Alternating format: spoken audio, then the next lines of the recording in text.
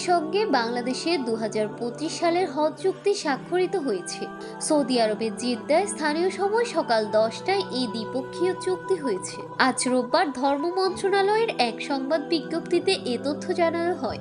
এতে আরও জানানো হয়, বাংলাদেশের পক্ষে ধর্ম উপদেষ্টা ডক্টর আ.ফ.ম. খালিদ হোসেন এবং সৌদি আরবের পক্ষে সে দেশের হজ ও উমরা মন্ত্রী তৌফিক বিন ফাউজান আল রাবিয়া হজ চুক্তিতে স্বাক্ষর করেন। এই চুক্তি স্বাক্ষর অনুষ্ঠানে ধর্ম উপদেষ্টা বাংলাদেশের সার্বিক হজ ব্যবস্থাপনার অগ্রগতি নিয়ে সৌদি হজ ও উমরা মন্ত্রীর সঙ্গে আলোচনা করেন। এই সময় ধর্ম উপদেষ্টা বাংলাদেশি হজ এজেন্সি প্রতি সর্বনিম্ন হজ যাত্রীর কোটা 1000 থেকে কমানোর বিষয়টি পূর্ব বিবেচনার জন্য সৌদি হজ ও উমরা মন্ত্রীকে অনুরোধ করেন।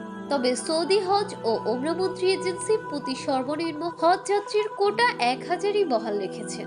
উল্লেখ্য, গত বছরের অক্টোবরে সৌদি আরবের জেদ্দায় অনুষ্ঠিত দ্বিপক্ষীয় বৈঠকে ধর্ম উপদেষ্টা সৌদি হজ ও উমরা মন্ত্রী এজেন্সির প্রতি ন্যূনতম হজ যাত্রীর কোটা 2000 থেকে কমিয়ে 250 জন করার অনুরোধ করেন।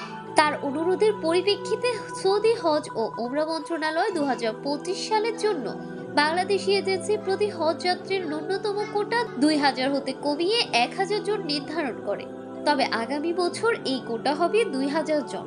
চুক্তি স্বাক্ষর অনুষ্ঠানে ধর্ম সচিব এ.কে.এম. আফতাব হোসেন প্রামাণিক, হজ অনুবিভাগের অতিরিক্ত সচিব মতিউল ইসলাম, সৌদি আরবে বাংলাদেশের রাষ্ট্রদূত দেলোয়ার হোসেন, কনসাল জিয়াউর রহমান মোহাম্মদ মাইনুল কবির, কাউন্সিলর মোহাম্মদ জহিরুল ইসলাম ও উপদেষ্টার একান্ত সচিব সাদেক আহমেদ সহ সৌদি হজ ও উমরা মন্ত্রণালয়ের ঊর্ধ্বতন কর্মকর্তারা উপস্থিত ছিলেন।